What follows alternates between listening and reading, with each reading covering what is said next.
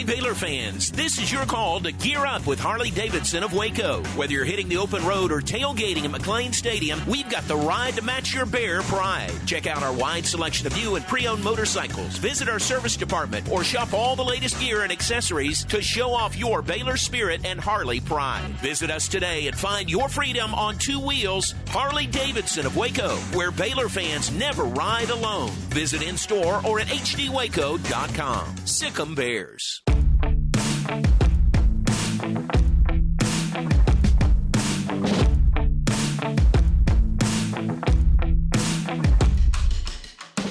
Hi, everybody, and welcome to this week's Sic Em Podcast, presented by Harley-Davidson of Waco. Harley-Davidson of Waco. We appreciate them. We appreciate Coach Mike McGraw, Baylor men's golf coach, being with us this week. Very nice to see you. Thanks for joining us. You bet, John. Great to be here. Always, if I'm with you, I know I'm in a good spot. I would say the same to you. And I would also say, on the day that we record this podcast, happy birthday to you. Well, thank you. Yeah. 65 is the new 45. That's what I'm going with. I'm right there with you. You got to be brave to be this age. It is a brutal thing. You know, I'm right there with you. Oh, man. So You're happy 65? birthday. I No, am. really? I am, yeah. It'll be 66 in August. So. Okay, so we've had the same experiences, same life, sort of life. Same. Yeah. Yes. The world, yeah. We have, haven't we? Mm-hmm. But well, let's talk about some of your life experiences. Okay. And let's start by talking about the way you remember some of your life experiences. You know where I'm going here. I know where you're going. And you're okay with this? I'm okay with it. I don't know if the listener, the people Right. that follow this will be okay with it. No, We'll see. what I tell David Lee, prepare to be amazed, okay? So tell us first, going back to when you were 7 years old, you started, invented, discovered. Well, what I thought at the end of second grade, I thought, I really love my life. And we're getting ready to go into summer, which is obviously the greatest time for a kid. But I want to start remembering all the things that happened to me. You know, I just wanted to keep remembering those. And so I created what I call a linear continuum, Yes. which is just a long oval.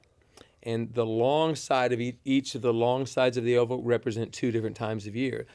One side is the summer, which kids want to last forever. Right. And the other side is the school year, which actually lasts forever as a kid. And then as you turn, there's Memorial Day on one end, and there's Labor Day on the other end, 4th of July and Christmas on the center of those two long lines. And so I just started plotting on each year since 1967. I know this sounds crazy, but I would plot all the events in my life that I thought were important. If I was interested in music, some songs get plotted in there. If I was watching television, like in my 20s, I didn't own a television. So I'm kind of lost in the 1980s as far as shows on TV. I didn't watch anything. But sporting events are in there. In the 1970s, I killed the 1970s. I know all sporting events. I know when they happened, the dates, everything. Major things like Mount St. Helens, just things like that. I can kind of plot those down, and I can tell you when they are. Because each year since 1967 has a linear continuum. Yes. So it is kind of odd. It's kind of strange. But when people... When they ask me questions and I say, well, yeah, that happened then or this happened there, they kind of are amazed, but I think it's kind of a burden. I've been carrying it so long now. Right. Yeah. But you're underselling it. I mean, your memory must just be off the charts. It's pretty good. Yeah. It's pretty good. But yet I journal. I still write things down all the time about our team, about what I'm learning, things. I have a Stuff That Works journal. I'm about 1,100 pages in on 4 different thick journals of things I want to remember. You'd be surprised at how much you forget if you don't write it down. But when you write it down and go back and read it later. But I do events that were significant kind of find a way into my memory, and I can plot it down pretty easy. It's amazing, and I hope you don't get tired of me bringing this up because No, I love bringing it up, and I think this format is perfect for it. Can we give people an example? Sure. All right, so we haven't planned this ahead of time. I'm gonna drop a date. So today is your birthday. Yes, sir. Let's say my birthday, August 24th. Pick a year, 1977. interesting you should say that. Okay. One of my former players, Tosh Hayes, Yes. was born on that very day.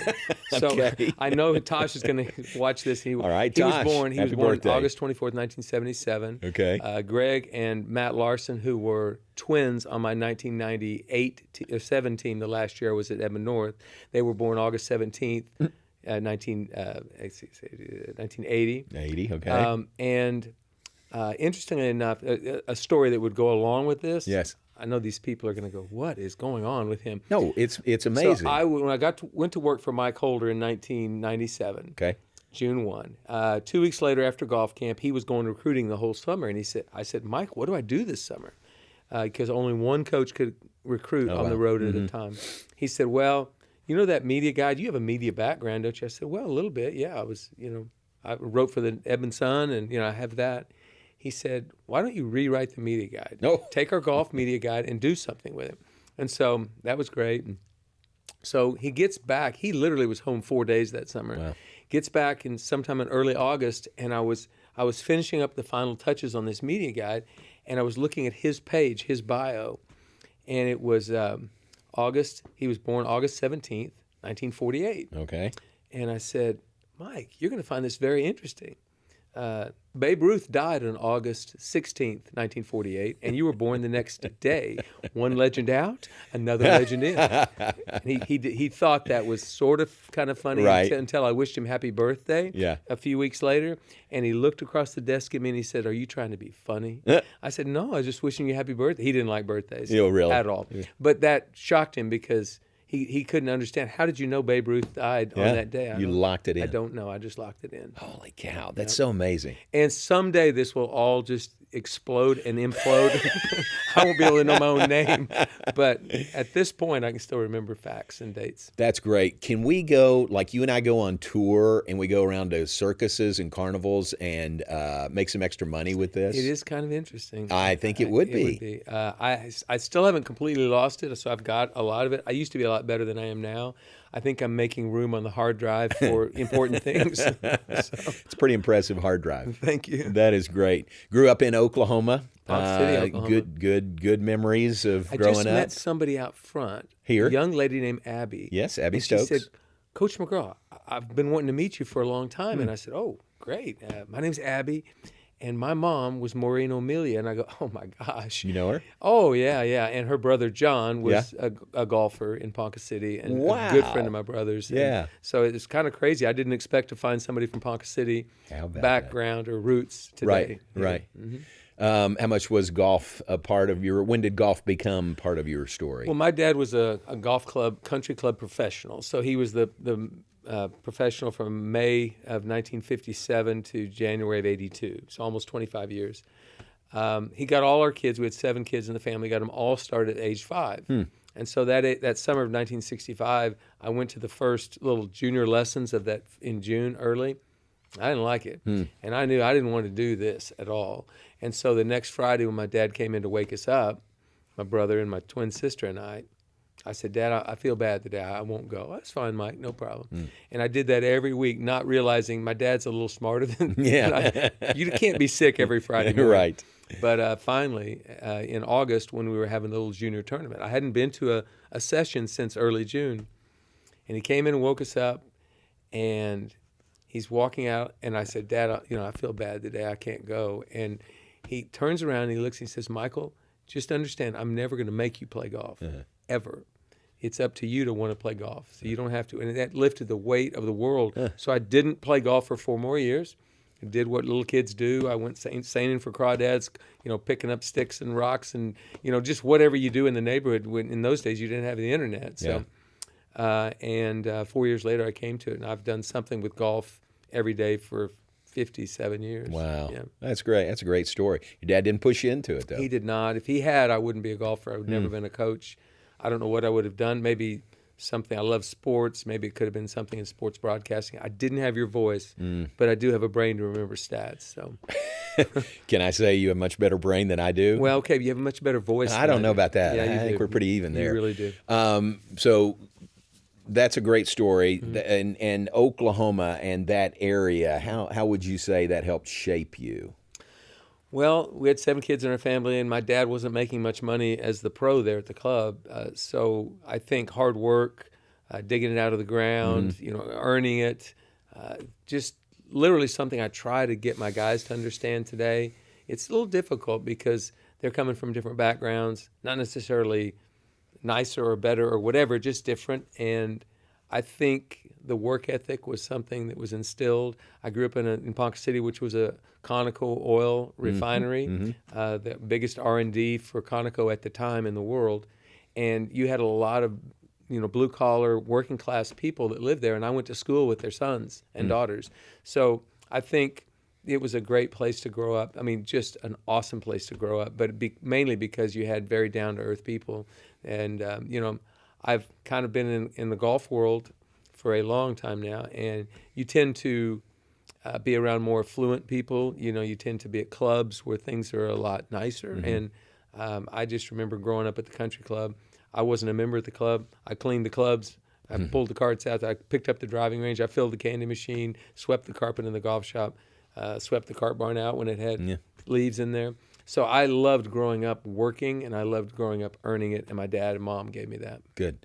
So that's the background, and then a terrific career coaching, and it has led to a spot in the Oklahoma Golf Hall of Fame. Congratulations to you. Thank you very much. What does that mean to you? It means a lot because mainly my teeth were cut in Oklahoma, and my golf teeth, if you will. I spent 53 years in that state before I left and came.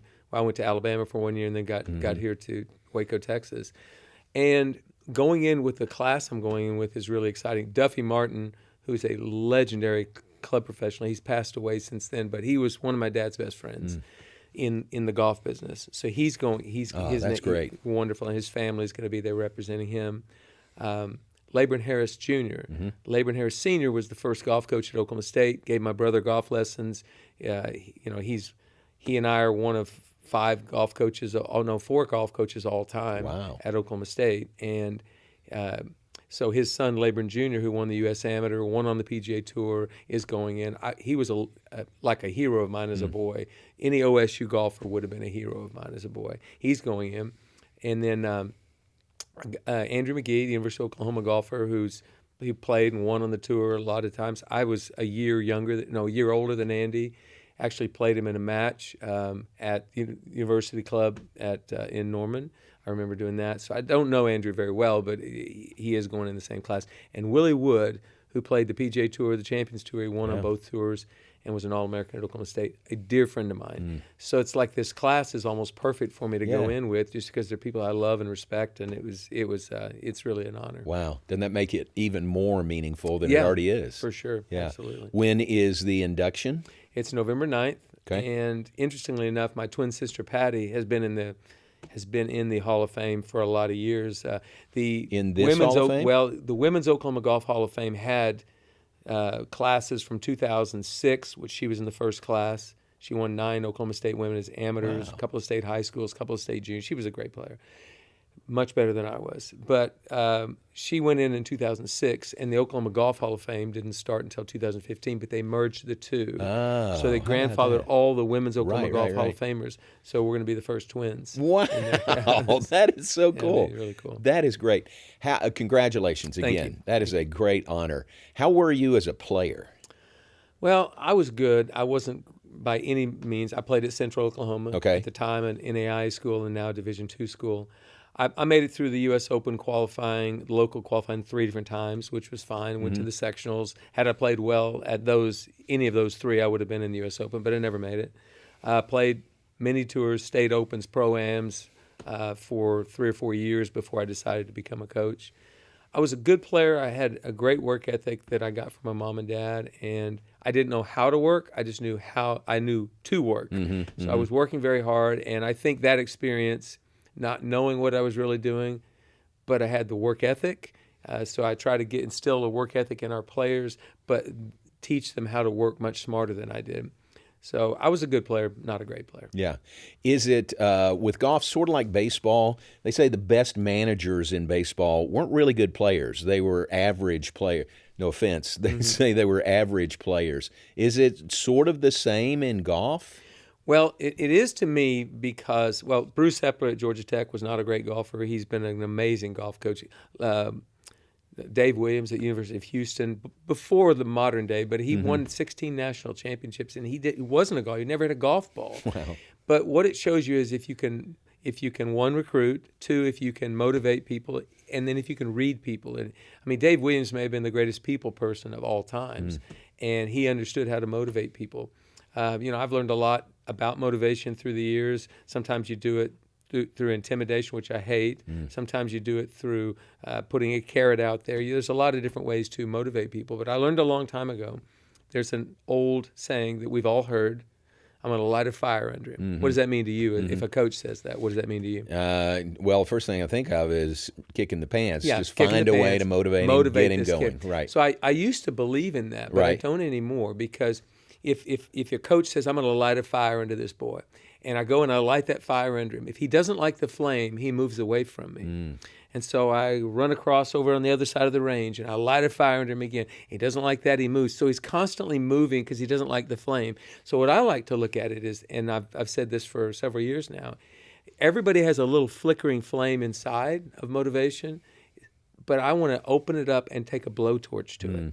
And really, but you've got to go to their heart to do that. That's good. You can't motivate somebody extrinsically. You can, from outside. You can do it, but it's like it doesn't last. Yeah. And I learned as a school teacher, when you yell at a kid and you're screaming and yelling at him, he's put a wall up. He's not listening to what you're saying. He's waiting for your mouth to stop and the noise to stop, and then he can move on. And I think it's the same with an athlete. You don't have to yell at your athletes. You have to motivate them, but there's a way to get inside where that little flame is, but you got to go to their heart first. And I've believed that for a long time now. And sometimes I miss. Sometimes I never get in there, and I can't help that kid. So I love a kid who comes to college with an unbelievable, unsatiable desire to improve and doesn't have to be motivated. If I have to chase you around and motivate you, that's from the outside. I'm not getting anywhere with you, and you're just going to move away from the flame. So I'm a big believer in is going to their heart, and you do it in recruiting to begin with, and you find out if this kid could be coached. If a kid's not coachable, and if I'm not coachable, because the player has to help me figure out how to help him. So if I'm not coachable and he's not coachable, we have no way to have a relationship. So I start there, in their heart. That's a tremendous analogy. Have you ever thought what you would be doing, what you would have done if you weren't a golf coach?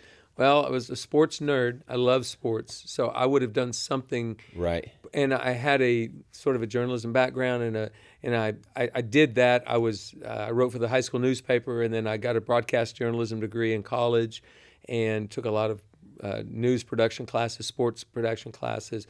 I wrote a column for the Edmond Evening Sun for 15 years while I was a high school coach, and even before that. So I think it would have been in sports media somehow. I don't know how it would have been. I've got sort of a face for radio, so same. You understand the point. But I think I could have done something in that, and I think the same work ethic that I had would have probably I'd have figured out a way to make it work. Hopefully. Nice. Are there any Mike McGraw play-by-play tapes out there? Do you have any stashed away? You say that. So when I was getting that degree at Central Oklahoma, the professors allowed me to do a practicum with the Ponca City High School football and basketball teams. So on Friday nights, about 6 or 7 Friday nights a year, I would go do a football game and about 6 or 7 basketball games. And I was the sideline mic. Nice. Down there, I would report in the sidelines. I'll never forget this. The coach at Ponca City High School, great guy, and I had him in a class when I was in high school. And so we were up 49-0. Okay. And we had 2 minutes to go in the game.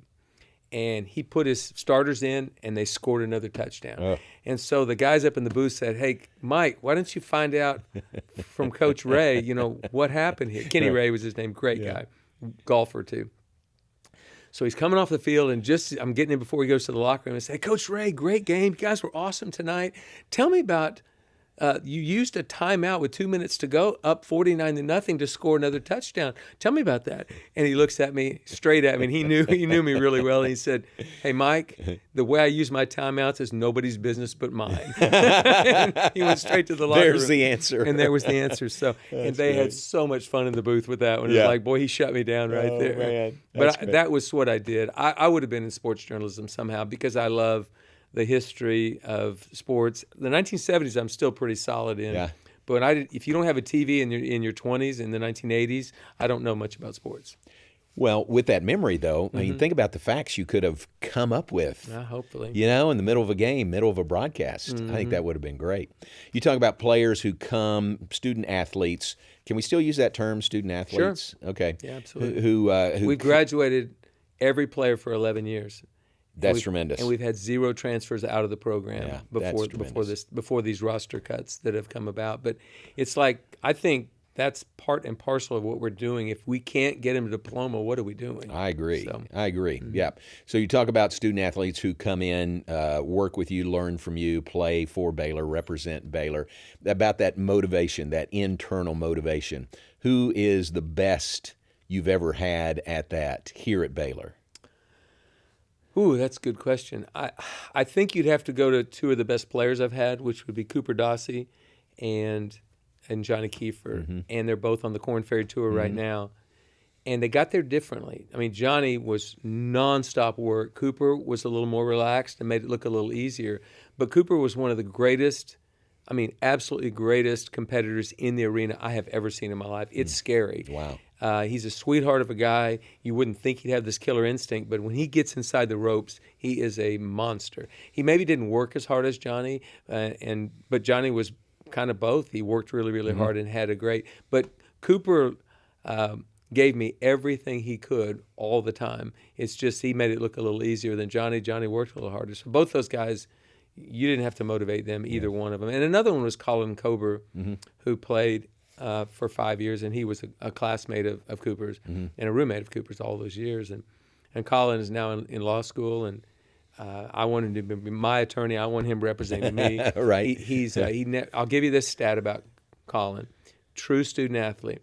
He was a 2-time Elite 90 award winner, which is at the national championship. You have the highest GPA. Yes. He would have won it a 3rd time, but we missed qualifying for nationals that year by 1 shot. Oh, so, really? Yeah, he would have been it for a 3rd time. 3 years. No one's ever won it 3 times, and he would have. He was a student athlete of the year and scholar athlete of the year in men's Big 12.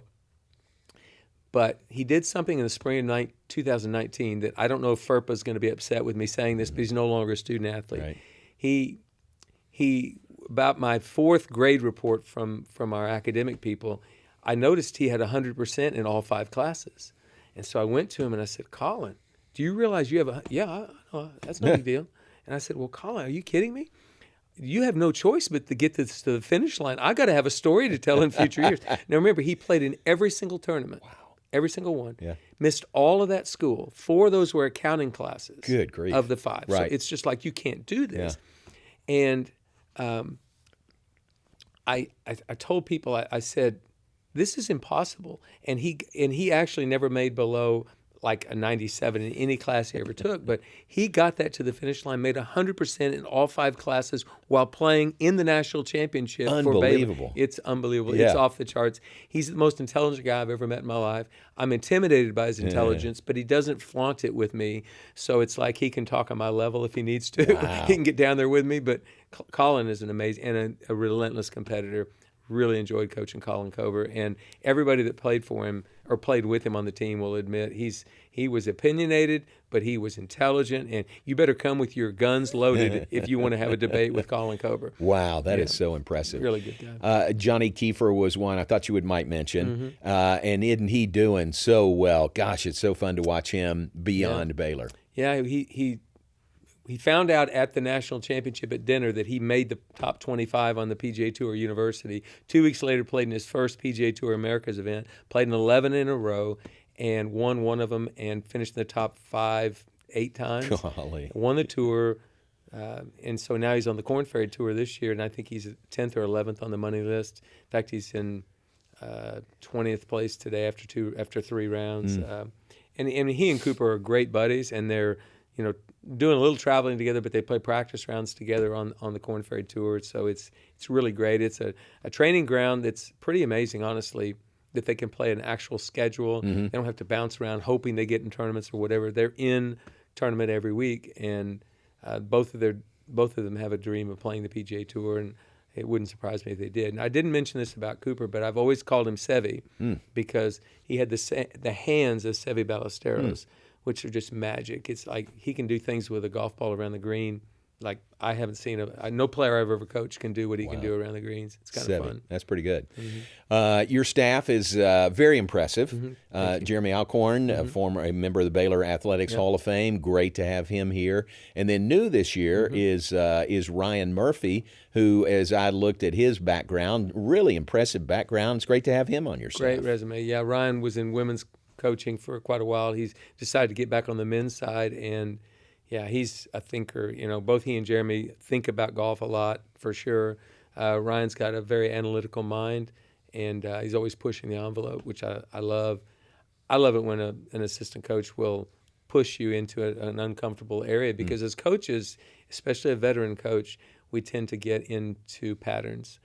It's natural. We're humans. You get in a pattern. This has always worked, so I'm going to keep doing that. And then if you don't have a young, vibrant, forward-thinking assistant coach, it's like you're going to get stuck in patterns, and that's easy to do, but neither one of them allow me to do that. Yeah, so it's good. Boy, what a great staff. Yep. Very good. Well, one final thought. You have your own podcast. I do. So we could have, you could have interviewed yourself right here. It might have been better. You might have had better questions than I did. Interesting that you say that. I am interviewing myself. You are?